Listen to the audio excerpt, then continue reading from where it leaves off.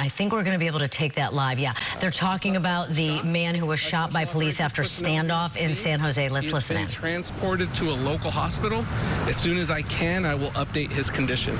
Again, I want to reemphasize this was a very dangerous individual that has committed 2 murders in the past 12 hours. We did everything we could to try to negotiate and end this peacefully. Unfortunately, when somebody comes out and points a firearm at our officers, they need to rely on their training, and this is what we have right now. We'll keep you updated as the day progresses with what has transpired in the past 12 hours. Can you just reiterate what happened? He was in a shed and he came out. That's correct. He arrived here after a pursuit late last night with our units. Again, we knew he was the homicide suspect on 2 homicides, one that occurred here in San Jose. The second occurred a couple hours later in the city of Modesto. He arrived here barricaded in the back of a residence in a different structure, not the primary residence. At this time, we believe it's some sort of shed. We've been negotiating with him and trying to get him to surrender peacefully for several hours. This all started happening here after midnight. Again, he came out of the shed, firearm in hand, pointed at our officers, and right now he's been shot and he's been transported to a local hospital. Just confirm, we were here, right here, when the ambulance went by and a police car behind was not the suspect. I believe it was. Okay. Yeah. We heard a series of pops and bangs throughout the morning while we're standing here. Series of pops and bangs. Did you also fire it at the officers as well? I will have those details a little bit later today. Again, this just happened within the past, what are we looking at here? Less than about 30 minutes ago. As soon as I get some more details, again, officer-involved shootings are going to be investigated fully, not only by us, but by our internal affairs unit, as well as our district attorney's office. This will be a joint investigations involving us and the DA's office. As soon as we can reveal more details, we will. But again, I just want to emphasize this was a very dangerous individual we were dealing with. He obviously did not hesitate in killing 2 people in the past 12 hours. We did everything we could to negotiate with him. We always, the #1 goal is to end these situations peacefully. Unfortunately, that was not the case today. We're really thankful that none of our officers were hurt. Throughout this entire incident here, he did fire several rounds. Nobody was hurt. None of our officers were hit. Very, very thankful for that. Unfortunately, this suspect has been shot, and I will update you on his condition just as soon as I can. Lastly, any update on the connection between Modesto and San Jose? All part of the investigation. Our homicide detectives have been involved with this investigation since, the first homicide happened here at 7 p.m.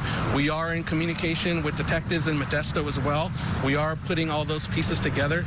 Again, very fresh investigation. Lots of questions that are going to come. We will get you those answers as soon as we can. What was the extent of his injuries on the scene as you transported? Was he in critical condition? You had to rush him? I'm going to say that he was, yes, life-threatening injuries. Can you release the name? We're not going to do that yet. And the question I have, he was in a shed of a home. We may not know the relation you mentioned. Was anybody in the residence at all in danger of this situation? And what was did you evacuate those residents? Yes, several residences in the immediate area were evacuated, as well as some apartments on the back side of this residence. This residence backs up to one of the apartment complexes here on Round Table Drive. So lots of people in the immediate area that were in danger. Like I said, this guy fired several rounds while here at this location. Did we ever find out if that was his home or a friend's home? Or still trying to figure all that out, Sarah. We'll get that info as soon as we can. And none of those people that you evacuated were injured, right? You're able to see? No, so far the only person that we have injured is the suspect that was transported to the hospital here at the scene. We do have 2 deceased individuals as a result of the homicides last night, so our condolences to the families of those victims. Again, very fresh investigation. We will keep you all updated. When can people go back into their homes? I think that's most important for the people here affected. Our officers here on scene, if there's someone that needs to get in their residence and we can make that happen, we will. But we're going to be out here for majority of the day. Again, very involved investigation. We're going to have evidence techs come out here. We're going to be out here for several hours today. How big was this response? Do you know how many officers you had at this scene throughout the night?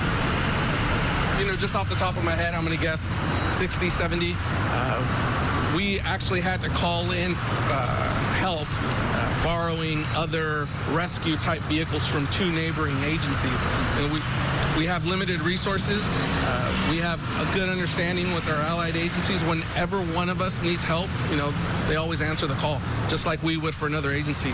So we do have 2 vehicles here that we had to borrow from another agency, along with some of their personnel.